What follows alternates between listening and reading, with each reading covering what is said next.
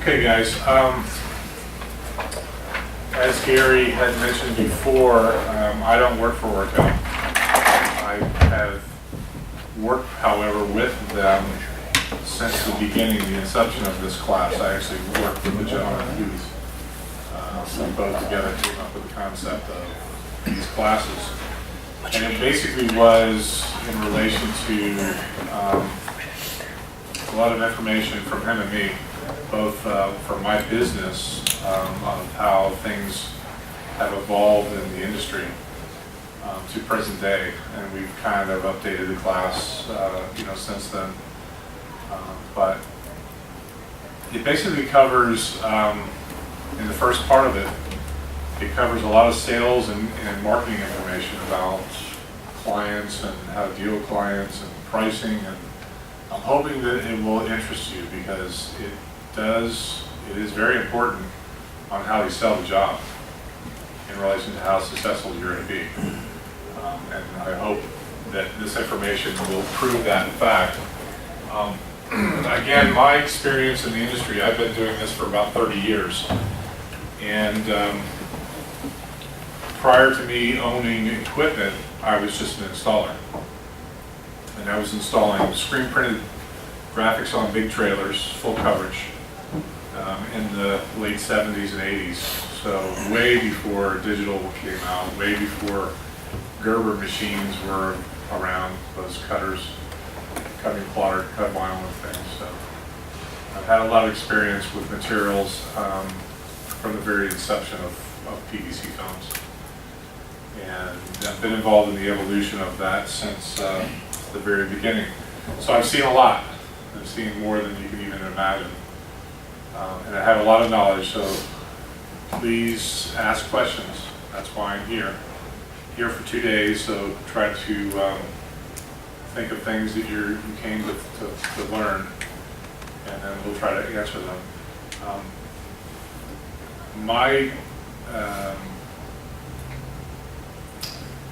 Some of my credits in the industry are my company is involved with 2 organizations of professional installers throughout the country, so that's my background. However, I do print and I do design, so I'm kind of in the same business that you are. So there's not anything in here I think that we're going to not cover that you probably won't have questions for, and it's a very interactive class, so please, keep bringing those questions forward. A lot of the information here has been brought forward from questions that people ask when we go to classes. How do I price my wraps? And I don't know if everybody here is in the situation where they do price their wraps. I don't know how many installers are here, and how many owners are here, and how many designers are here. So maybe when we developed this class, I was asked to kind of reach back into my history of my business to find some avenues and some topics of discussion in relation to finding customers, because back in the early 90s when digital first came out, computers came into, we were just doing plotter cut stuff and or screen printing that somebody else was providing to install. So moving forward with the technology, we had to find customers at that point. They weren't just knocking on our doors looking for wraps. So I had to kind of go back and hopefully this information, if you're not getting a lot of traffic coming in your door of people looking for a vehicle wrap, this might be able to help you to determine where to go to. A lot of the places that I look for, first of all, I looked at my existing customer base, people I was already doing business with, that I could move them forward with the technology and the evolution of graphics. So we tried adapting digital partials with some cut lettering, and that made sense because it did move them forward in relation to advertising. And then they started to get it, so then it kind of was a snowball. The next time we did them, we increased the amount of digital graphics that we included on their wraps or their vehicles. to the point where most customers now want full wraps. They don't even want to bother with anything other than that. Why? Because it's very effective. And I think it's been proven, you know, over the last 10 years that that's the direction that advertising is going.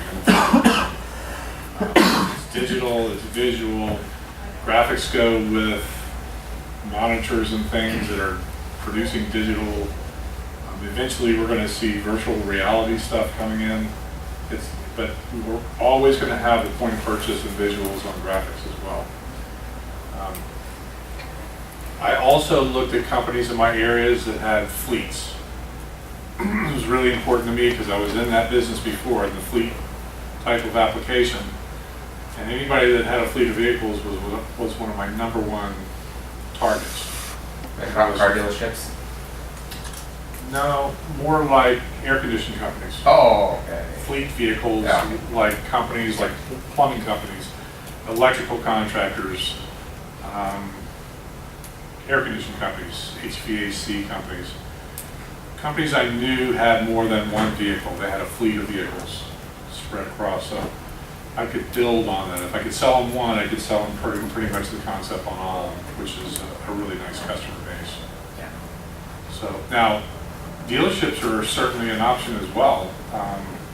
If you have a relationship already with the dealership, you might consider going in and talking with the fleet manager there and trying to establish a working kind of relationship. If he sells a fleet of vehicles or sells a van to a contractor, plumber type of guy, and he's going to refer it to you, that would be a way to get some business in the door as well. So, you know, utilizing some of the avenues you already have is where the point I'm getting at. Yeah. Businesses that possibly are lacking prominent storefront signage. I go to different areas, so I don't know the ins and outs of the codes and laws for signage. In my area, they've outlawed pole signs. You can't get a large, like out here, on a pole. They won't allow it anymore. They'll only allow a certain amount of square footage, lineal square footage in the frontage of the property, and you can get a monument sign. So those are generally in the $6,000 to $10,000 range for a monument sign out in front of a business. My idea is to market a vehicle wrap to a company or a storefront like that to become a rolling billboard, and then also be parked out in front of the property, so it could be a monument sign as well. So you're adding a lot of value to the vehicle wrap. It becomes now a prominent storefront sign. So going through this process, you're going to hear me say value a lot, and that's what I'm trying to establish value. So you understand that we're not just going out and giving a price, because price is a price. Price is just cut and dry, here's your price. Value added is where I think that you can get way more dollars out of a job than just saying, okay, this is your price. So if you prove to them that this is more value to them, they're going to not concentrate on that price as much. That's my opinion. But I found it to be very effective. So again, we're going to keep establishing that value with everything we do with the customer. Keep adding value to it. Additional, obviously, there are people in business that don't have storefronts. They might be working out of their houses. They might be internet companies. They could be realtors that don't have storefronts anymore. They're candidates as well. You might even be doing real estate signs for them. And you could say to them, look, one of the best ways of advertising you as a real estate broker is to wrap your vehicle. And they pretty much want to put their face on everything. You know? As ugly as they might be. You know, they send you all that literature in the mail, the magnets you put on it, it's got their face on it, because they want you to remember them when you go to sell your house. It's marketing. It's good marketing. Well, I always go back to too where you mentioned the online businesses. If you're not online, and they're only advertising online, how are you gonna find them? You know? So we've seen since, and especially in the last 4 or 5 years, any companies that you might know that might be an online business, for them to get exposure, vehicle wrap is the way to go. And they're just, really, they're clawing for it. They're looking for that option. So if you can find those companies, they're huge, because they'll probably rewrap every year.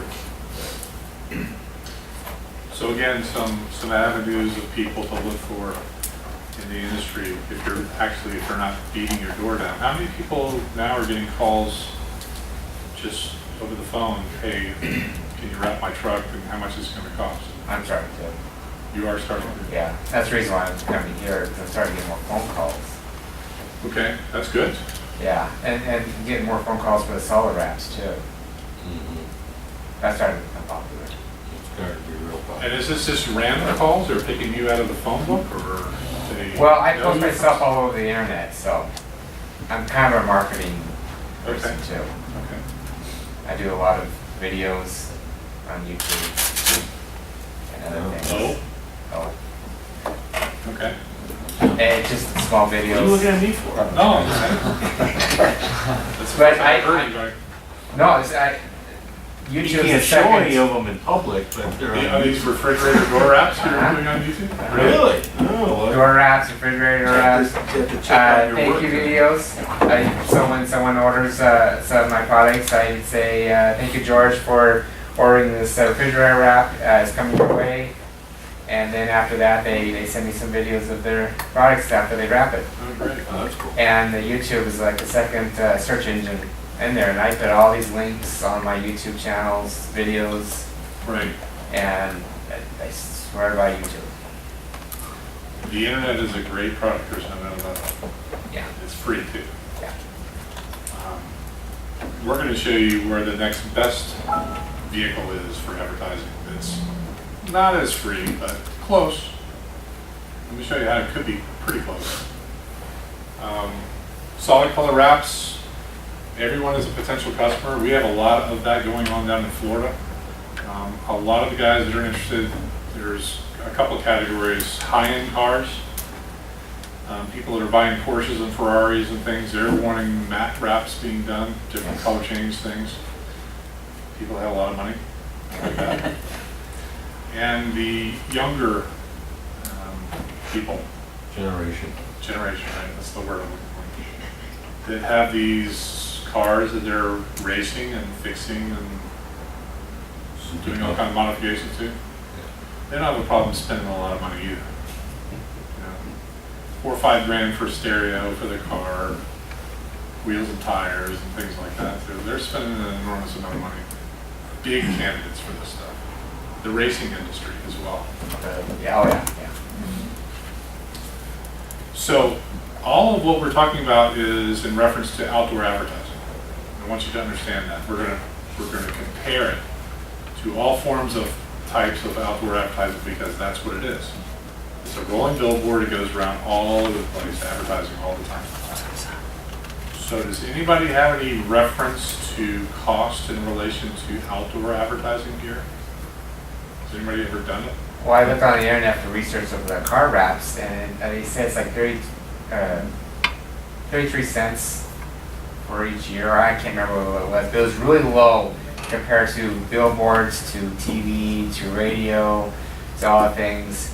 And I swear by the car wraps too. As a joke, I wrapped my PT Cruiser out there. Yeah, it's terrible.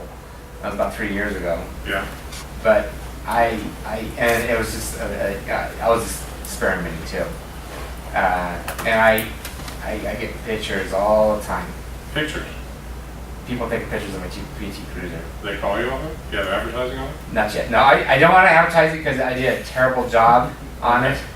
And I was thinking of rewrapping it, but it's a PT Cruiser and I don't want to spend the money on it. So you're definitely getting exposure. Definitely, yes. Okay. And I don't want to put my name on it because it was a And bad, if it crap was, job. okay, we got it.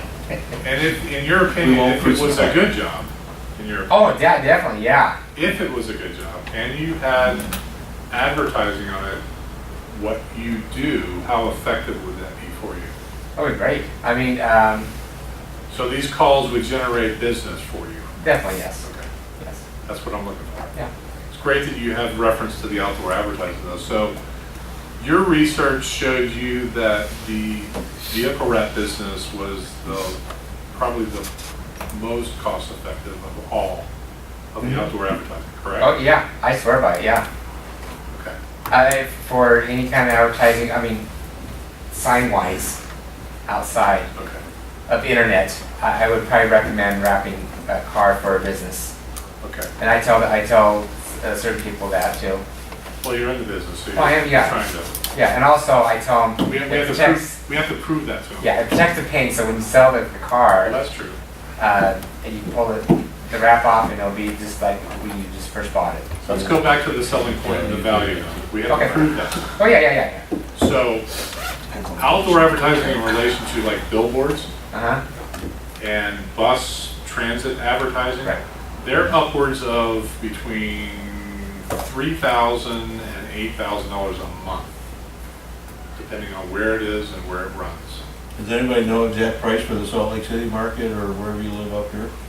Anybody priced it out before? No. Do yourself a favor and call the billboard companies.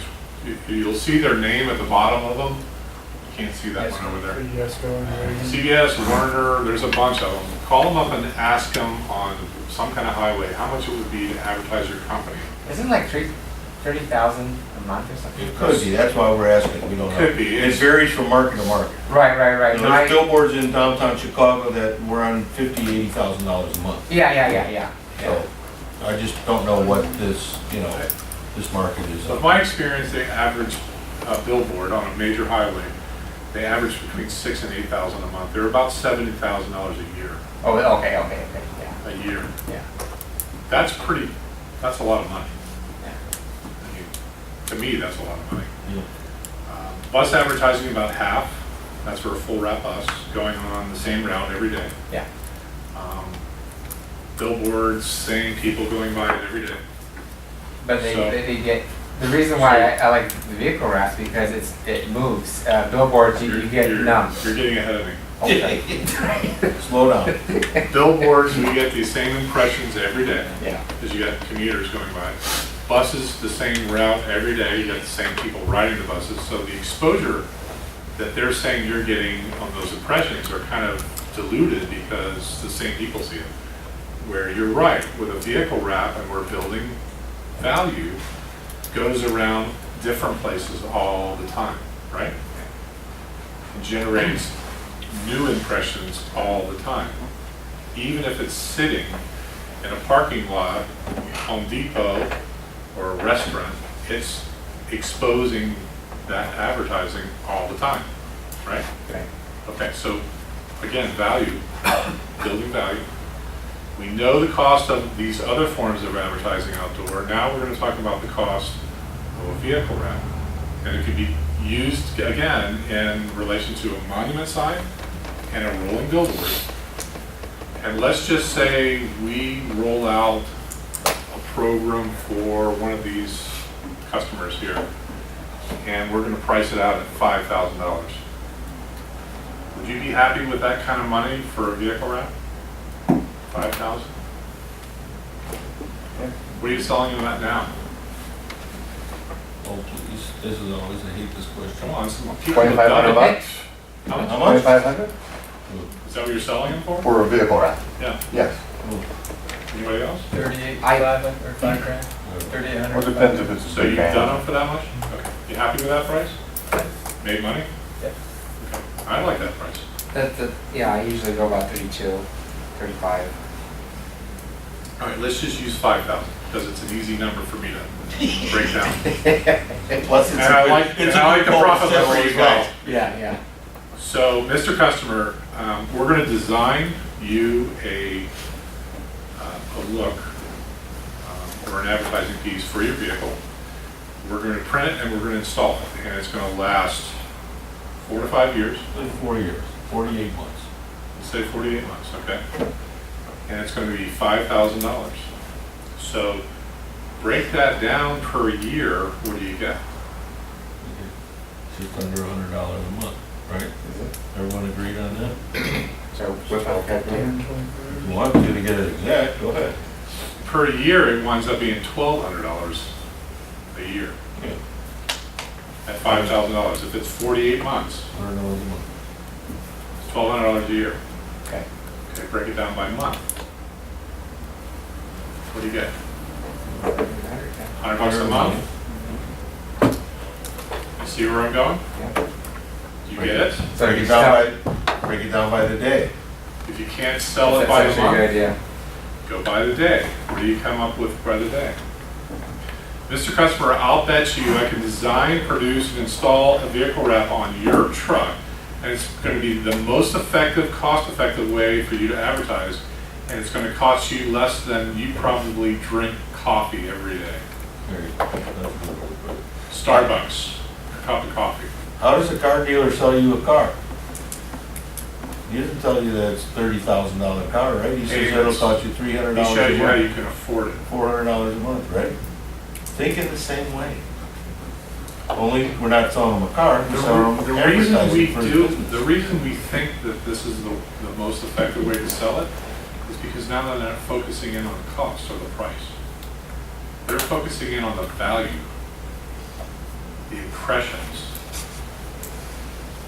and that monthly payment, not that overall cost. So now it's not a sticker shock to them. 5,000. You lay $5,000 out to a guy and he's gonna have a heart attack. Okay? And the So- reason that Wade's focusing on this is because as this industry matures, and what we've seen in the last 7 years doing these classes, and it happens in every industry, you have to be aware of it. There's the guys out there that are quoting $1,500 for rep, $2,000 for rep, and they're out of this business and out of this market before that customer can blink an eye, when he realizes that, one, he got a crap rep to begin with, and secondly, he has no recourse to find that company afterwards. Okay? I'm giving you honest to God stuff what's going on in this market. They're not interested in turning the lights on next year. They're not learning in buying new software. They're not interested in buying a new printer or, whatever else they have to keep that you guys, they're not paying money to come to a class like you guys have made the commitment to. Those things are what makes the difference in this. Numbers, or how much vinyl I'm using, and I look how long it'll take me to do the job, and I estimate the hours and everything, and also the design fee. And that's how lately I've been doing it that way. Okay. But you understand why we Oh, yeah. want to do it per square Oh, foot? yeah. The formula doesn't work. It doesn't work. Yeah, Again, we're going to emphasize, it's custom. right. Okay, and all those things prior to this had a lot to do with what our price is going to be. Client, vehicle, how much time it's going to take, all that stuff. Okay? You get it? No, I get it, yeah. Okay. So, not to dwell on this too much, but again, we're looking at vehicles certain ways of extra things we have to remove off the car, possibly. Doing the roofs, the bumpers, some vehicles you won't do the bumpers, some you will. All in relation to qualifying the job. Right. And What then we mirrors do we have to take off? Right. Okay, so just knowing how long it takes for anything to be on labor is relative to the whole project. So the equation is in pricing. What is the appropriate price? After we went through all this, what do you think the appropriate price would be For for anything? $5,000. Trying to help you What's guys the out answer to that equation? it all depends. No. No, it doesn't. We went through all the qualifying questions. We sold the value. What's the right price? Close. Right on the same, on the right. You're on the right tracks. Yeah. Remember we talked about the client. I was gonna say that have to do with profiling your We talked about the client. What client. is your client worth? You know, thing. What's he willing to pay? Isn't that it? How about what the market will bear? How about that? Isn't that the right price? I like that answer. What the market will bear. That's the correct price. That's what you have to figure out. I think I can get this much. This market, this customer, I think I can get this much. That's the correct price. And the reason I say that is because I want you to make profit. That's the way you make profit. Okay? It's not dirty. Don't be afraid to do this. So many people, listen, the people that we followed up from our classes that sort of took this exact approach, they're the ones that are getting $7,000 a wrap and $5,500 for a wrap and all that out there now. It can happen. And the reason we tell you this is because it's exactly what he said. We want you to be successful. We want you to make money doing it. The hardest thing you're going to find that you're going to have to do is say no. Exactly. There you go. That's going to be the You hardest know what? He's going to tell you, hey, I got a guy who's going to do it for $1,500 down the street from you. Go for it. No problem. I'll see you later, because I will see you. You will come to me when it comes off and it starts to look bad and he gives you a really bad job. But it's gonna be exercised by commitment, you, to the principles and following them, and then your integrity of that. I'll be honest with you, it's not gonna be a simple thing. And it's gonna be hard to say no in business, I'm sure.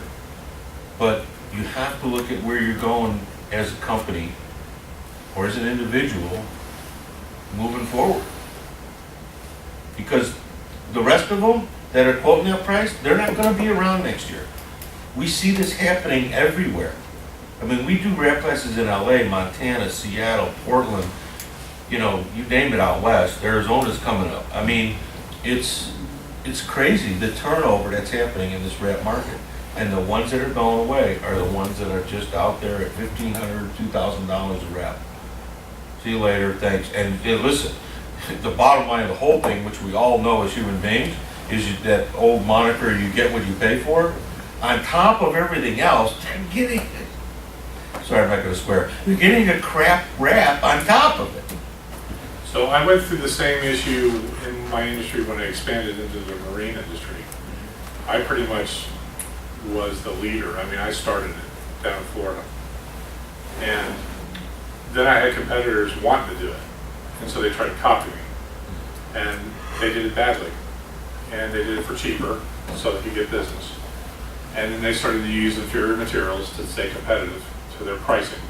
And I just said, you know what, no, this is my price. And I maintained a level of work, and I lost some work out of it, but I stood my ground, and those people are gone now.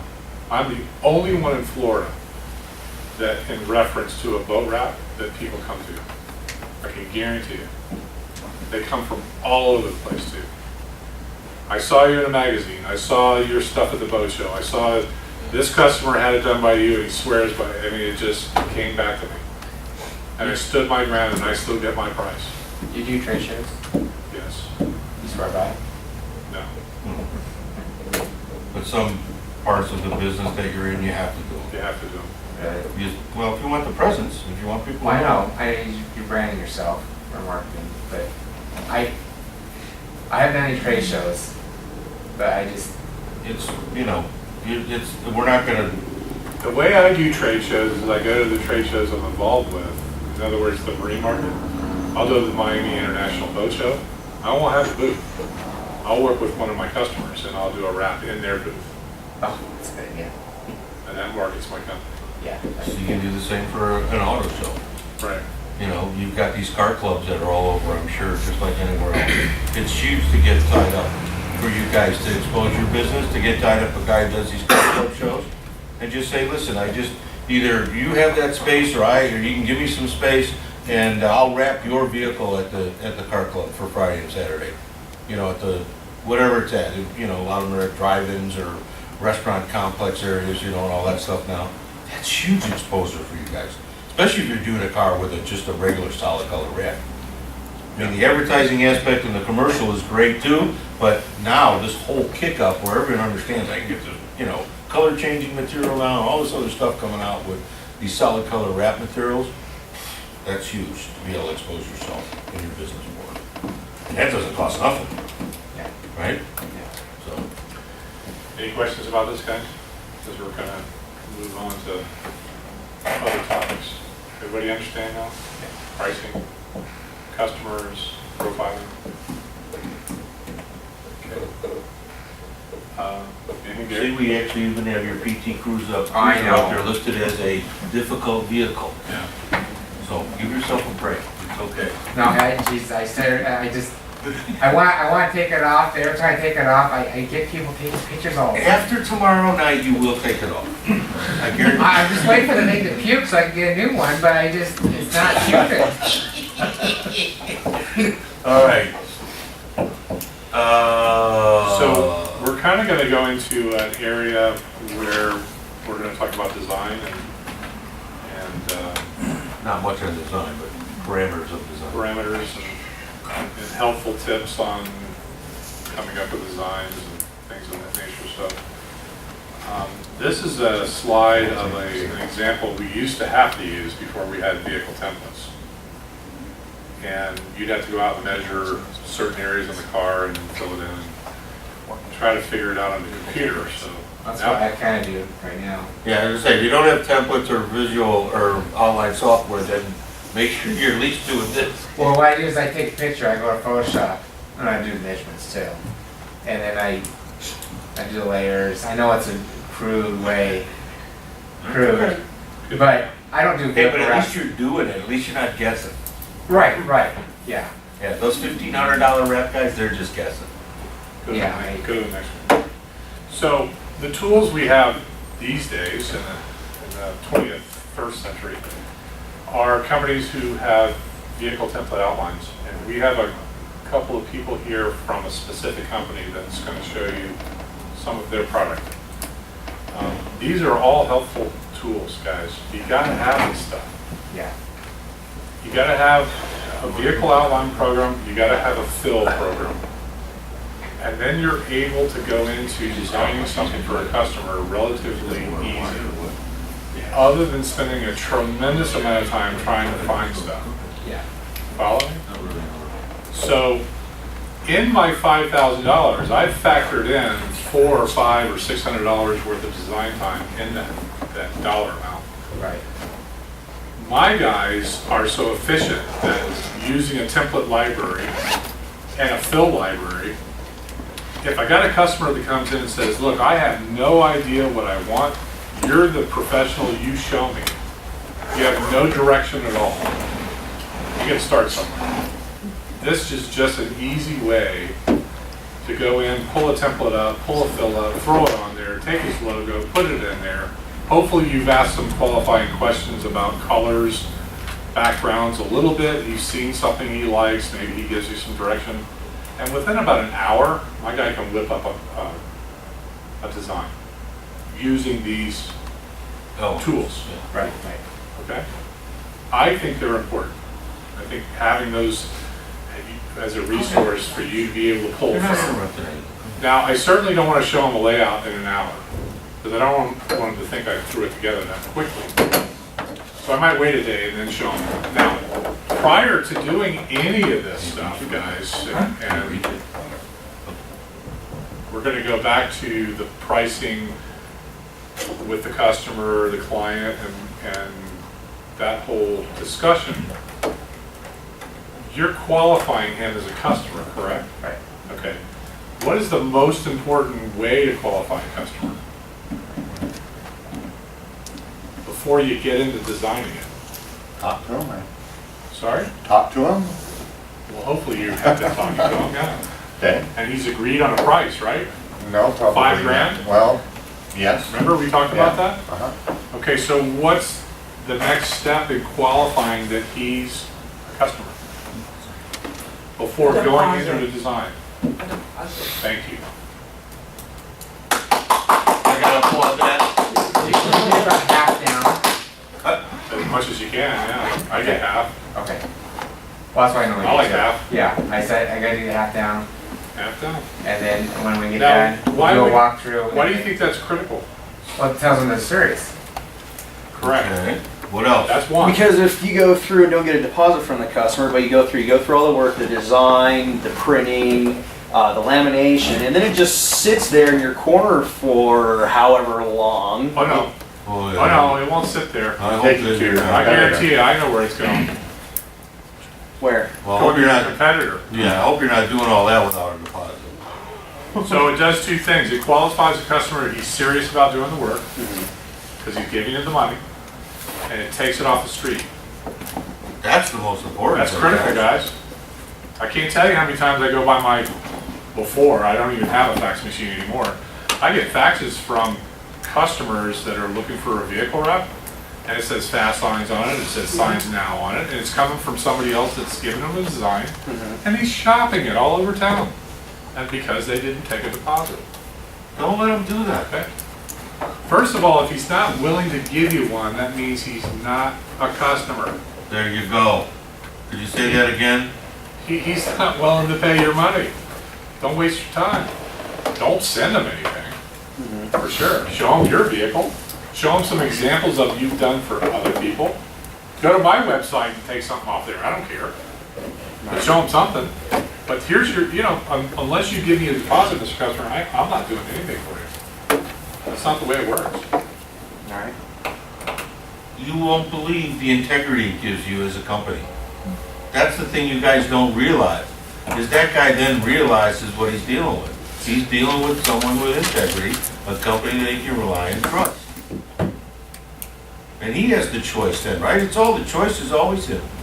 You have the choice how you present yourself in your company, in your parameters. He has the choice of who he wants to do business with. If he goes down the street and uses somebody else because somebody else gave him a design and is doing stuff for free without a deposit, you don't want him.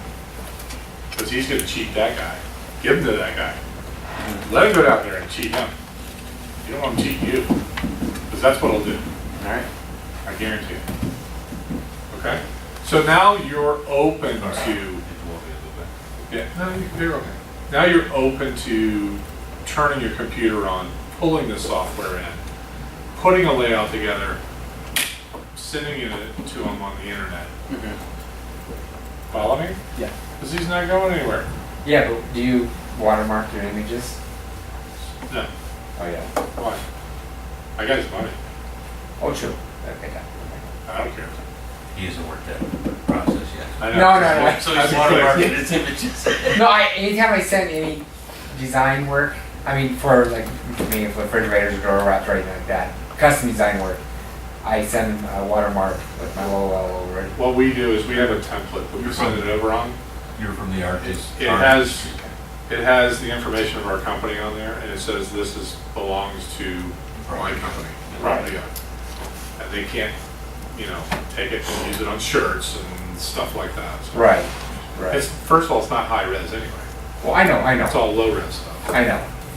But, You don't want to turn your computer on and start putting high res fills on these No, templates. no. You don't want to use the thumbnails until you get to the point where he says, "Oh yeah, it's great. Let's go with that." Then you pull the high res stuff. Because again, I'm just getting to the point where I'm making him happy. Follow me? And within a couple of hours, my guy's really good at using these tools. He can go in and put together something, and then within about 90%, he has it done. Customer calls back and says, "Hey, just make this, I like everything, just do this with a different color, make this bigger, or change this a little bit," and it's done, pretty much. That's the way it works. If you spend an enormous amount of time and design, that you're gonna let them know you have a figure in there for design, and if he keeps going over with changes and things, he's gonna get on the clock. yeah, I tell You have them. a $500 kind of, for design, and if you keep making changes, you're gonna go on to a $100 an hour type of clock. Yeah. And that generally stops them when they hear that. So you don't spend an enormous amount of time. Okay? Any questions? So, this part of the class pretty much incorporates the design aspect of putting a job together, and it's not very long, it's just a brief thing, but you see the template that we have up on the screen, and that's the actual wrap we'll be doing today and tomorrow over at the other facility. That's the design anyway, and it's on a specific model car. Can you flip the page? And this would represent the graphic that we're going to print to fit the car. Now, notice it doesn't have the car in there, and it's a big rectangle. Why would we do that? Because we always need to have extra media to go incorporate the contours of the car. You want to overprint. Yeah. Now, in a situation like this, if it was under the realm of 60 inches, 58 inches, I would probably print that horizontally. We are not going to do a horizontal application, however, because you guys are just starting and I don't want to overwhelm you. I thought we were on one side. Maybe there is Yeah. possibility. We don't, we So have to horizontal be is one honest, big piece? Is totally that- honest with you. It's been sort of a crapshoot lately because the graphics are pre-printed and we package all the wrap class stuff. So sometimes we were getting the horizontals, then we told them, listen, you know, we want to go back to teaching them the panels. And when I unrolled the graphics yesterday, it seemed like there was only one, there was a long one. So we might, you guys might get one side of each, which you'll get exposure to in the way we incorporate it. So don't worry, you might get exposure to both ways. The reason I want you to learn panels is because not every car is going to be one piece. If you get a box truck, it's going to have seams. There's no way of doing it without. Vertical seams are acceptable. They go with the lines of the truck body panels. That's the way we do them. Vans in certain areas, like Sprinter vans that are giant, they're going to be in panels. So I want you to learn how to line up panels and set panels accordingly. It's all about how you install the graphic. So that's how we're going to be working it.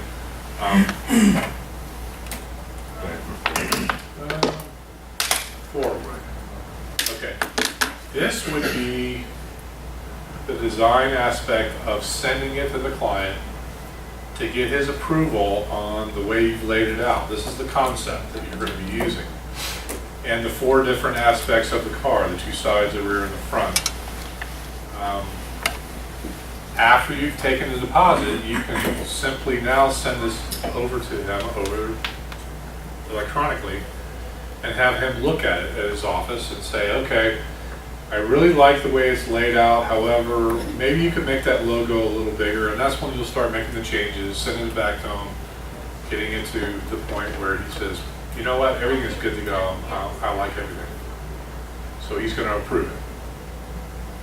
And he can approve it over the internet. That's a legal document. You can just say, look, I accept all the changes we've made, and this is the way I want it to look. Done. Right? Okay, where do we go from there? Do you think? Or where would you go from there? Tell them to bring the car in, set an appointment. I think I would print it first. Oh, yeah. I don't want the car sitting there all that time, that I'm Right, yeah. printing it, letting it dry. So, but the next step is pretty critical. We've done everything except one thing. We've proofed it to them, but we haven't shown them one thing that's really critical. Printed proof? Why do you say that? You showed it to him over the internet, why does he need to print it proof? It's look different on a piece of vinyl. Is it? How so? The colors and the monitor may interpret differently. Color. So you haven't really been able to show him the actual color of the wrap. You've only sent it to him electronically. You don't know what his monitor looks like. Right. So those colors are pretty critical to prove to him on On the material, wrap vinyl. which wrap vinyl When you're using. specifically. Or Because there are how. different white points to those vinyls. Okay? So how, Don't, And you're don't gonna start buttering me up now back there. I thought he was gonna keep getting. And you're gonna print them on what? same material? You're gonna print them on what? Same printer, same vinyl. same everything. And laminate it? But you don't print the whole thing, you print We're like just gonna do little sections, right? Like the red yeah. and the logo. We print that. That picture. Oh, okay. Just on. Oh, that's a good idea. I print that the width of the material, so it winds up being about 18 inches tall. Uh-huh. That's not that big of a deal. Right. And I print two. I 18 print by one for him to 52. sign, so I can get it back, and that goes out to my application crew, because that now becomes a schematic. Right. They've got to follow that to the T, or otherwise it's not approved by the customer. Yeah. The other one I give them, and I give it to them, create that value, keep shoving that value down his throat. Warm and fuzzy, takes it back to his office, pens it up on the wall, brings all his employees in, his wife, look what I'm doing, this is awesome, wait till you see the vehicle. It's So just you something guys are all extra. smiling, but he's really making lots No, of no, sense. no, it's an But that's why you're Get smiling, my because website, you guys phone are number, connecting yeah. the points here. Could, Well, I just think, I mean, if he does that, could, hey, shows me, hey, Bob, look at what's gonna happen next. Yeah, that's exactly what's gonna happen. And it has, oh, let me write down his phone number and his if you're website. really slick, you'll make that template with the box at the bottom with your company name, web address on there, That's what I'll do. the signature box with him to sign it off on, Right, all right. that information. So you're doing like an 18 inch by 50 to what, 51 inch? 52 inch. 52 inch. Printer. That's pretty cool idea. Yeah. So it just. Because then they get to you see know, all four sides too. It just makes the customer feel like, I'm dealing with the right people. All this good stuff they're doing. It's cool. Then there's the Really cool. customer that doesn't trust his own judgment, so then you're pleasing 8 people. Well, hopefully, he's approved it before those 8 people see it, because you know how that works. Especially the wife, sorry, Right, no, it's true. but whew, get it approved first, and then let them have the proof, She'll say it's way too gaudy. Not necessarily. Yeah, That I don't agree with. That's gonna That's start My back is like, oh my gosh, because you gotta get it right and loud. I noticed you have colors still where the wheel is. would you my keep wife's that on really easy there? going, Go so. back. Just for, And why would you they're guys- showing you the guys design must template roll on top of the vehicle template. Color where the wheel was, well, that's a ghost on the template. That's just the So you're not way. gonna actually print out that entire thing and then? Yeah, no, that's the entire print, yeah. We'll go to that next one. You will print those wheel wells, You will? yeah. Okay. Yeah, see, Don't that's crop those things. See how that part of there? You're gonna use that material anyway. Yeah, you can't. You might as well print it, Yeah. because you might need some extra media somewhere to fill in Yeah. or fix or color-wise. That That's has why a- that's why it's a great thing. That actually has a gradient to it too. You can't see it on there, but when we go over and unroll it, you'll see there's a black gradient that kind of goes in. So if you ever need a repair piece or something that's in that area, you'll have that wheel well. Okay. Yeah, that's why this is what you want to print right here, that whole piece. Don't take out the wheel wells and all that. So just think of it as like, just a canvas overall. There you go. Print that out. You gotta remember all the contour, like weights. Remember, you're taking the template library that's one-dimensional, and you're putting your wrapping on it and showing the customer, but now you're gonna wrap it and it's three-dimensional. So to accommodate all those curves and things, you gotta have some extra media. Yeah, Now, and when when you- you try to do all that stuff with those Before you cutouts, send you're this to making the it try printer, 10 times. we like to add some bleed around the whole image, so it doesn't suck up that. You don't wanna print the exact size of the car. Right. You need some extra. So adding bleed means adding just background bleed, not just blowing it up. If you blow it up, then you've destroyed the spec on the car, the logo, that's all gonna grow. It's- So you yeah, just, so you just gonna grab like 4 inches, right, and just bleed that out. Okay. That's even when you would panel it too, right, if you're gonna panel this piece. Well, you then- bleed the entire image on the outside, Yeah. and the panel seams they'll be calculated when you send it to the rep. Right, so you actually put bleed in You there. set the panel seam over that. You set a value Control to the it. distance, yeah, the value, like a half inch or something. Do you guys stick with Pantone colors for the most part, or you guys just like whatever colors they want to pick out? I asked the client if there's any specific Pantone colors they're trying to match. Okay. That's real important. You know, their logo might be, help me out here, what's red? 300? 45. Okay, there you Maybe go. a bunch of. 300 is blue, Mhm. Okay.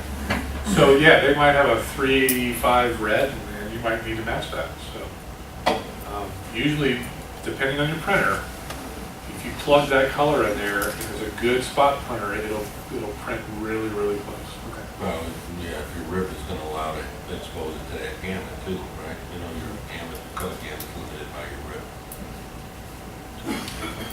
For those of you that might be upgrading to a new machine fairly soon, hopefully, I would definitely recommend the Roland XR machine, 8-color. Oh, we got an endorsement going on.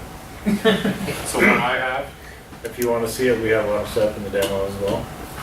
It blazing fast. Gerald just typed right in here. Colors are spot on. I never have to adjust that machine. Spot colors are unbelievable. Blacks are black, grays are gray. I mean, it's an unbelievable machine. And it cuts as well. All right. It's a contour cutter. Or you can get it without it. Either one. All right, One thing I can tell you and emphasize though is the laminator. The printers come in different sizes. You can get, I think that's a 64, right? It is. There's a 70, I think, a 72. No. There's not. No, the XR is only 64 inch. Okay. You can buy a smaller printer, a 54, which is the 64, you would go to the VSIs. No, the 54. Yeah, you would go to the VSIs for the 54 inch. You can buy a smaller printer, but if you buy a laminator, you buy the biggest one you can possibly get. Because if you upgrade your printer to a larger one, you're going to need that larger. Yeah. Follow me? And when you buy a laminator, you buy the best one you could possibly buy. The Rolls Royce. if your budget allows it. No. Even if it doesn't allow it. So what's it buy called? What's the kind of laminator? Well, there are different models. Seal is one of them. Oh yeah. But when you buy it with all the bells and whistles. Really? Not the bottom line. You buy them. Because it's a piece of equipment you'll never replace. Ever. That's good. Mine's 20 plus years old. Wait. Yeah. But I got the big one. I got the good one. So that's the advice I can give you on that. Printers are printers, and you're going to probably go through those every 4 or 5, maybe 6 years. You're going to be replacing it. But a laminator will last you forever. So buy the best and the widest you can get. Yeah. Okay. Go to the next one. Okay, so proofing it color-wise, media on the machine, getting to the customer, having them sign off on it. Get to the point now where you go to print the whole vehicle wrap. Probably take you a day, print the whole wrap. You take it over to someplace in your print room, off the machine, take and coil it. Make coils in the print so it has airflow through it, so it gases. 24 hours and then laminate. Okay. So in that period of time, now you've got time for the customer to bring the car in, and we're going to use a form like this, or you can if you'd like. This is what we use for inspection. Oh, yeah. Car. You'll say, well, there wasn't a dent there before. Had it happen. Yeah. He'll have an employee drop it off and go back, and then he picks the car up and sees a dent. Well, his employee's not going to fess up that there was a dent there because he might get blamed for it, so he's going to blame you. So before that employee or person leaves, you're going to walk around the car with them like a rental car agency would do and say, okay, I see that scratch there. You're going to hold me harmless for that right there. Mark it off right there. That's right. Do you There's a dent. do you take pictures or anything like that of any damage if you come across it? can. You can, yeah. You can. That obviously Do you helps. typically do that? No, if I get him to sign off on it, I don't. He knows already. Yes, sir. I've got a really quick question. My insurance guy says we need like shop insurance. Do you have shop insurance at your place? You're talking about Like garage garage keepers insurance, liability? Uh-huh. No. Do you know how expensive that It's is? expensive. Unbelievable. So you want, And yeah. the reason I don't have that, because I thought about that. I thought, what happens if a car catches fire or something? or dings or something. something. And so the reason I don't, and this was a hard lesson, I had my truck into the dealership for repairs. It was a Harley F-150 supercharged, so it was my like truck. They stole the wheels and tires off of it while I was there. And when the dealer called me and told me to call my insurance company, I said, "What do you mean? Don't you have insurance?" "Oh no, we don't have insurance. It's too expensive." I thought, well, if dealerships don't have garage liability, why should I carry it? If they can force you to use your own insurance company, then why should I have to? You follow what I'm saying? Yeah, So I'd be pissed. I would challenge you to call dealerships and ask them, if I bring my car in there, do you have garage keeper's liability to protect it from it being there? And see what they say. I'll bet you most of them will tell you no. Falls under your insurance. Did they replace the wheels? Oh for you? yeah, $6,500 worth. And they feel that's cheaper than the insurance? Oh no, the dealership, no, my The insurance. dealership did not. No, No, his insurance company did. Did your insurance company go after the dealership maybe? no, they had a fit though, boy, I'll tell you. Well, first of all, when I bought the truck, it was in 2002, first year. When I insured it, I told them it was an F-150 pickup, and they insured it like that. I didn't tell them it was a Harley Davidson edition, but I did give them the serial number. When they found out how much the wheels and tires were, they challenged it, and the dealer said, "Oh, no, this is a special edition." And they would. And my insurance went after that. I was gonna say that your insurance. On that vehicle, it went way up. I mean, they had no idea. So no, I don't have it in my shop. It falls under. You can probably incorporate that either in this form or your work order. Down at the bottom, you hold us harmless for your vehicle in our shop. We do not carry garage keys. You want to have that in there, that fine print. Nobody probably ever reads it, but if he signs it, he's upset. If you're worried about it. And I think the bottom line of the thing is Wade's saying the infrequency of something like that happening outweighs to pay that kind of money. That's the bottom line. It's a little bit different, but listen, really on this thing, let's take note here. And number two, again, you want to try to pick out any defects in the painted surface.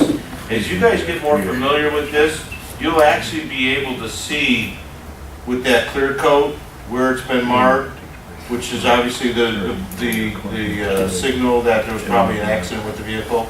The first thing you want to ask them, because they don't really know why you're asking, and it really should be no bearing to them, but has the car been in an accident? Has it been dented, injured? Has it been repainted? Right? Because now you want to X out those areas, because our factory warranty of our adhesive, or the warranty of our materials on a factory painted car. Right? So if there's been maintenance, and body work that's done on that, we can't guarantee how that's done, right? We know it's controlled from an OEM paint job. We don't know, Earl Scheib or whoever, that painted that vehicle, how it's gonna react to that.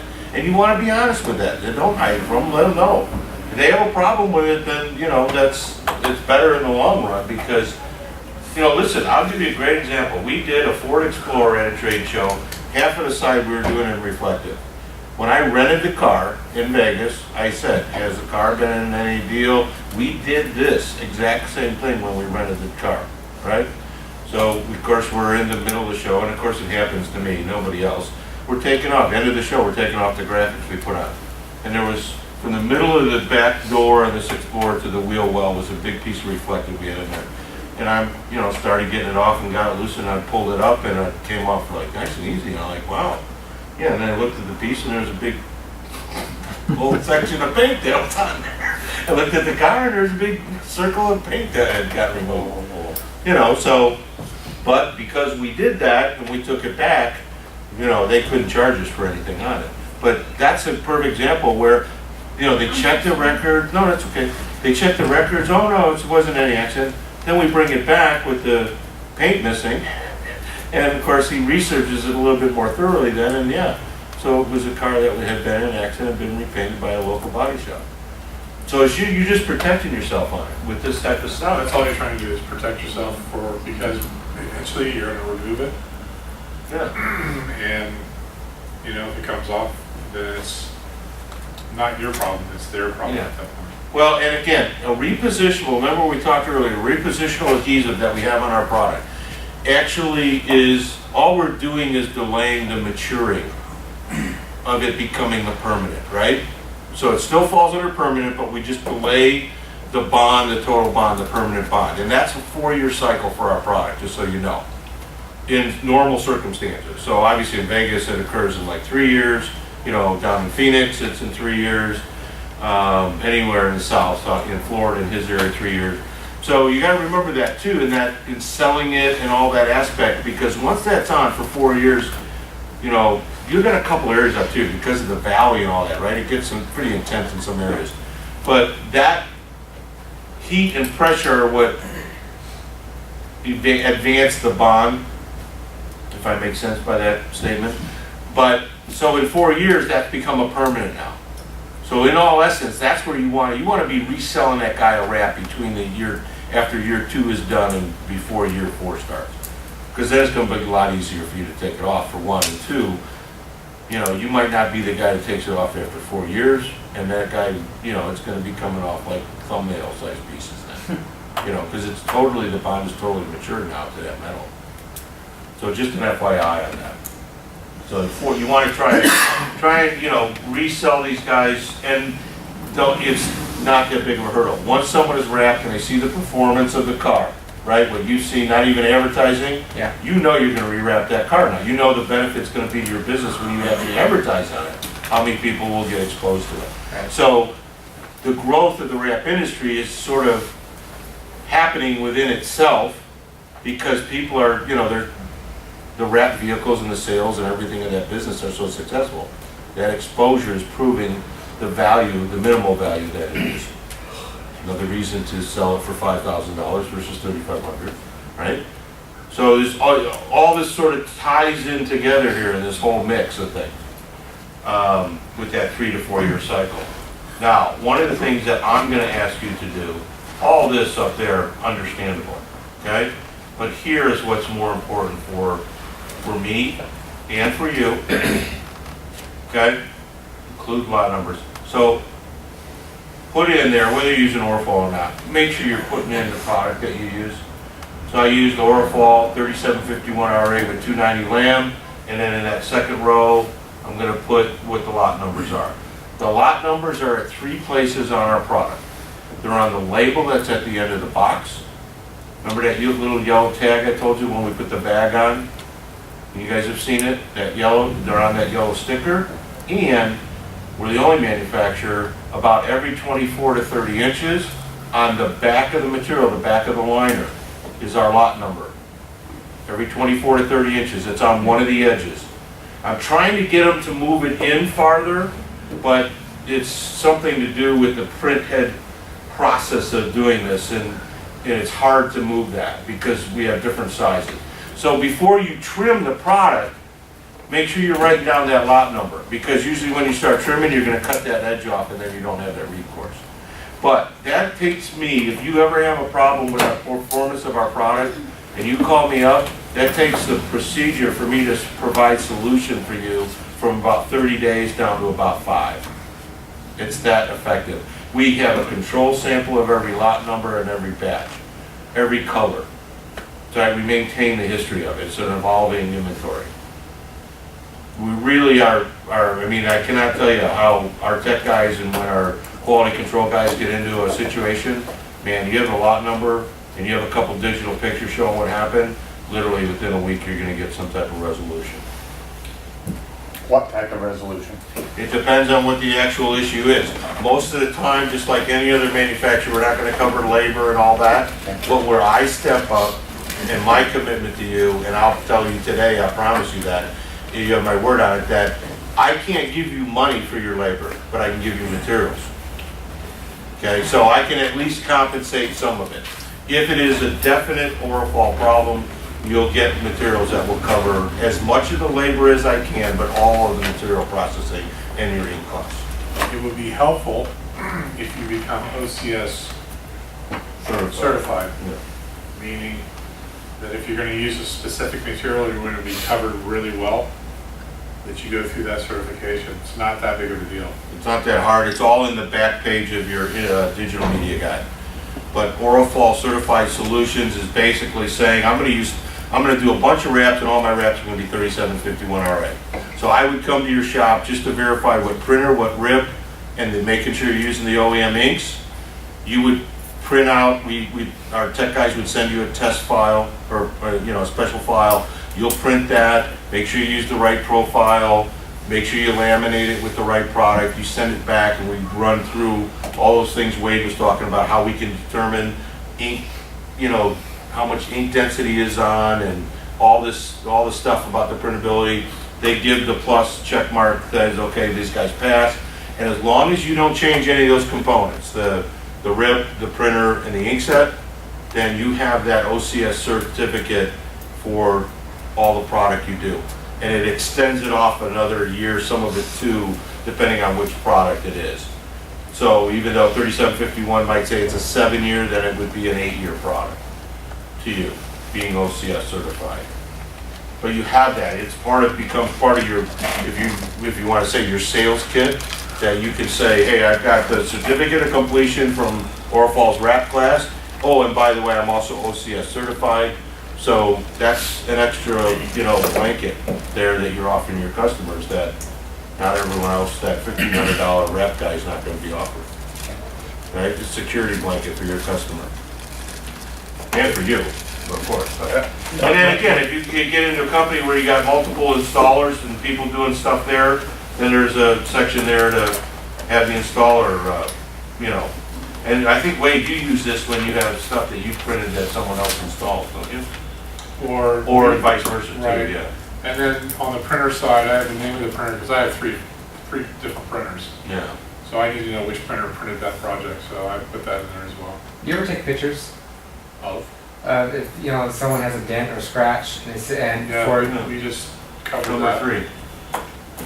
I mean, if it's definitely something you okay. see. You guys are gonna pick up on stuff too. If the car's been damaged, there's never been an accident. But then you go in to look in the wheel wells and you see inside the wheel well that overspray paint, right? That doesn't happen. I kind of trained your eye to look down the side of the car and see how flat the clear coat is. Ripples in the body or body If you lines start- matching up If between you start fenders seeing and orange doors, peel in it's- one part of the car and it's flat, it's slick on, there's a good indication it's been Right.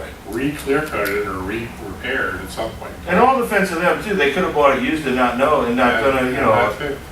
and so they might not even know. That definitely, if you guys accidentally use something other than Oracle on your wraps,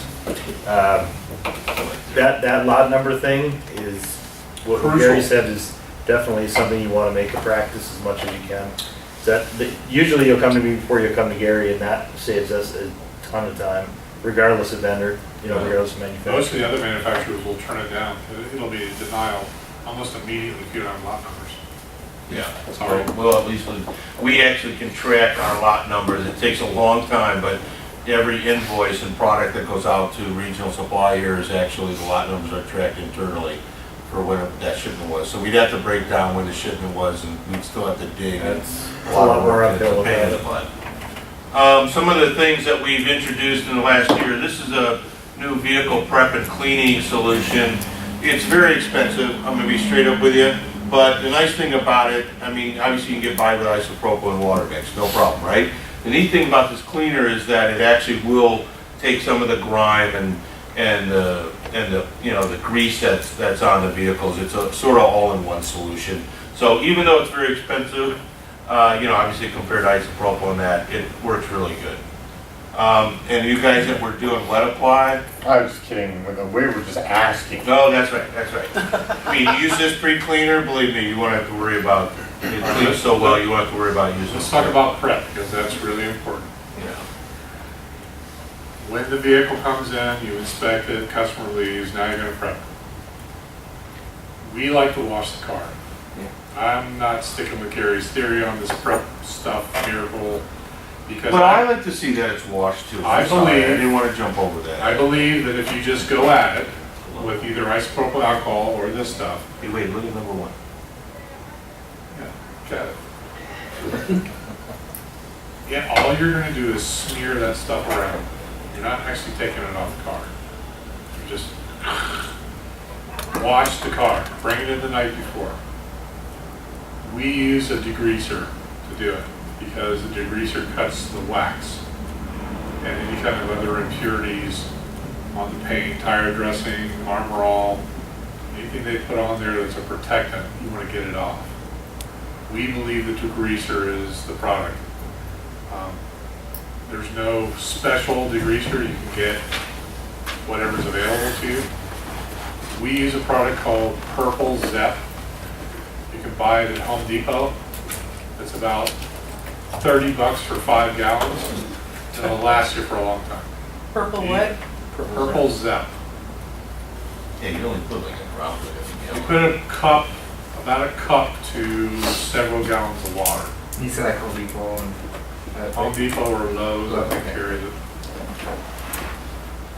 And you use that instead of the isopropyl alcohol? or- No, No, no, we're just starting stage one. Stage one is taking all the stuff off the car.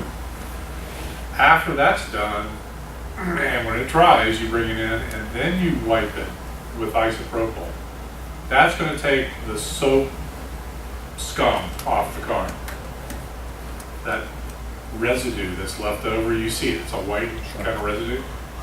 That you wanna get off with the isopropyl, or this cleaner here. Yeah. Okay? So you guys using a power washer, or You can use a power washer. You can, I mean. what do you guys use? We use an industrial truck brush. It's a soft bristle brush, not that big, and it's got a handle on it and a bucket, and we just Okay. hand wash it, get all the grime, go on top of it. Now, look, I'm not telling customers to bring their cars in dirty. They need to have them pretty clean, but I'm gonna get them cleaner. You're right. If they bring it in to me and it's disgusting, I'm charging them for it to clean it. I mean, if it's got mud up in the wheel wells and all that stuff, we're gonna charge them to clean it. So, this would also be the time we would determine what we might take off the car. Parts. Depending on your capabilities and mechanics and tools, you would say to yourself, oh, I think I could take that off and it would be easier to get it off the car than it would be to work around it. I.e. antennas and mirrors and sometimes headlights and taillights. Okay. Definitely badges. Like Dodge Ram that goes down the middle of the door. And that, before the client leaves, that might be your opportunity to ask him, do you mind us removing that from the vehicle? So how do you put it back on? You don't. Okay. Why would you? Well, I mean, It's going to disrupt the graphic first. I know, yeah. Okay. So now, you can save them and throw them in the glove box and say, look, when we take the graphic back, I can put it back on for you. It's just tape. Double-sided VHB tape. Yeah. UH. UHB tape, sorry. VH. Carol, why you went? So that would be the time to do that. Now, most of those badges are just adhesive tape on there, there's no holes. Except for the larger ones like your F-150, I would have never taken out. No? Well, there's a hole there. There's a big, Put a screw.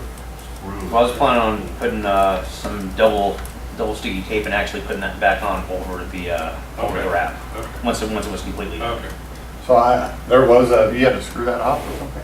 No, Yeah. I just used the. There's a lineup hole, there's a depth Yeah. on a lineup hole where it goes. Well, you see the big one, but off to the sides of the big one, there's two smaller ones that actually have two little spots on the back side of the badge. That How lines did it you know up. you couldn't, how did he know that wasn't just glue? How did he know? Or yeah, how would you How did I know? Yeah. I know from experience. I mean, I would have I tried. take one of them off.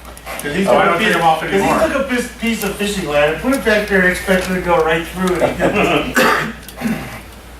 Yeah, that's, and Those those are some of the tricks we'll show you. When you get over there, we'll show you some of the tips that we're How do you gonna do. guys, So, how do you get them? guys, we're actually working on a program with another company, and we're we're going to hopefully get you the ability to have a online source to go in and be able to see how to remove anything off of the car. So just like they were doing with the Wait, software. say that again, what? Like door handles and Oh. mirrors. Other than moving So anything off the car. just like the software, they showed you, what do I want to compare it to? I don't know. I don't know where you're going. I can't just see it, I'm sorry, I had a brain fart.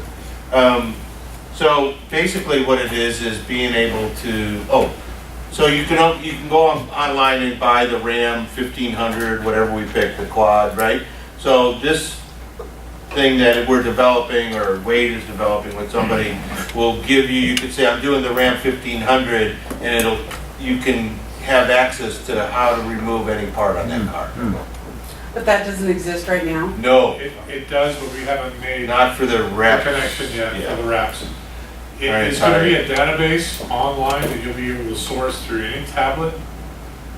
And just go right up the car, pull the page down, I'm working on this car, I need to know how to take the mirror off. You go to that page, it'll show you all the steps of taking the mirror off That would be. and the tools you'll need to do it. Yes. So it'll be similar to like All Data or Mitchell on It Demand. is all data. It is all Okay. data. Okay. But you can't afford all data. No. That's why we're making the deal.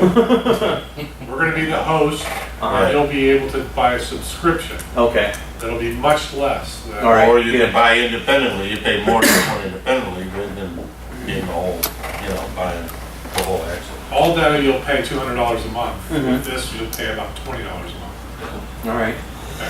All right, so conduct your installations in a controlled environment if you can. Cover car bay, no. Garage, yes.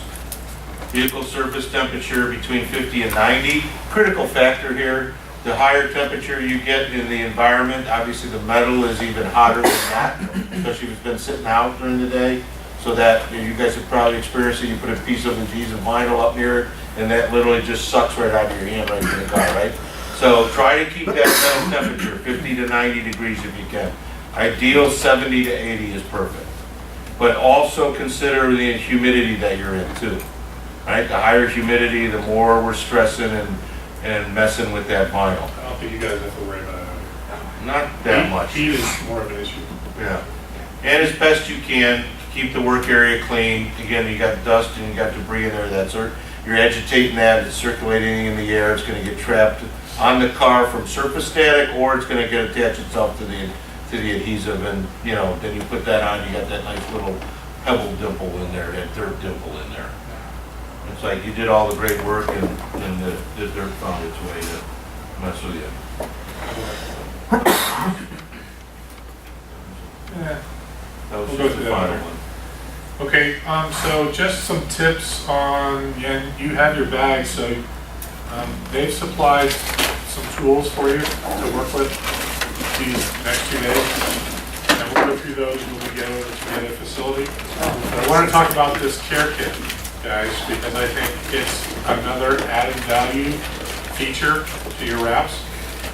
The one thing I find that's the number one question when people come to pick up their car is, Can I wash it? how do I take care of it? Oh, They do ask that too. But yeah, but that's how you take care of it. Yeah. So, I love this idea. They just came out with it last year. This is a wrap care kit. Comes in two different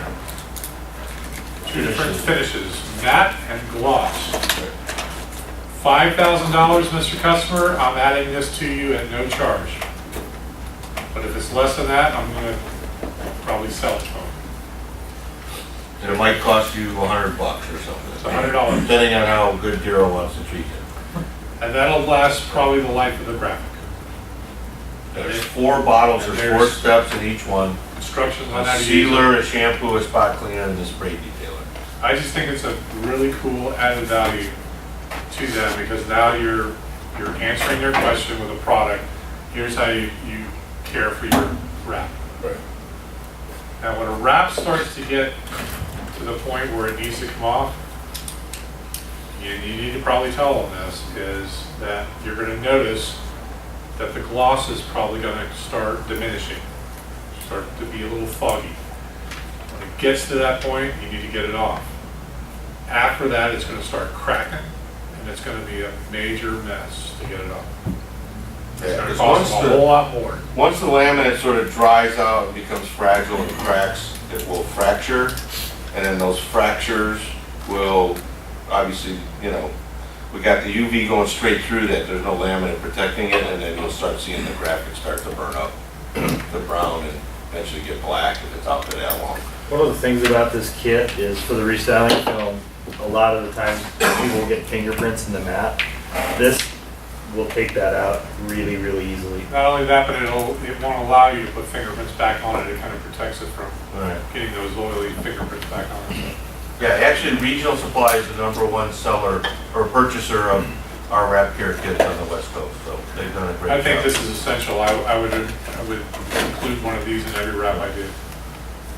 So, you know, make sure you got all your stuff here. All this, we've given you 3 squeegees in there. The white one is the Teflon, the felt tip, the orange one. You'll see all this when you open it up. There's a gray one in there that's really just for application tape or the plotter film application. We've got a knife in there. Again, the X-Acto is for, or the knife is for trimming, right? It's not for removing air bubbles.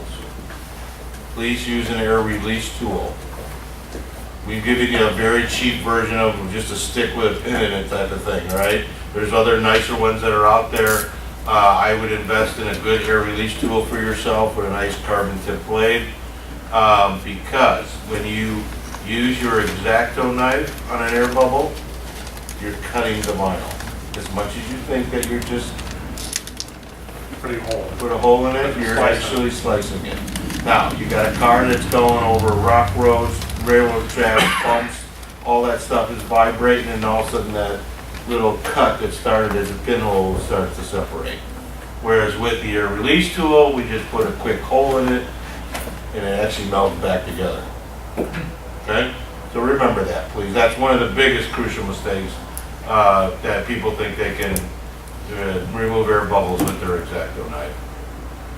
There's a rivet brush in there. The heat guns obviously are not for you to take home, but we have a bunch of them. So use those accordingly. And let's see, there's some marketing stuff in there as well, a chiseler, and there's a pen, and there's other stuff there's a tape measure. So we'll try to be as comprehensive as we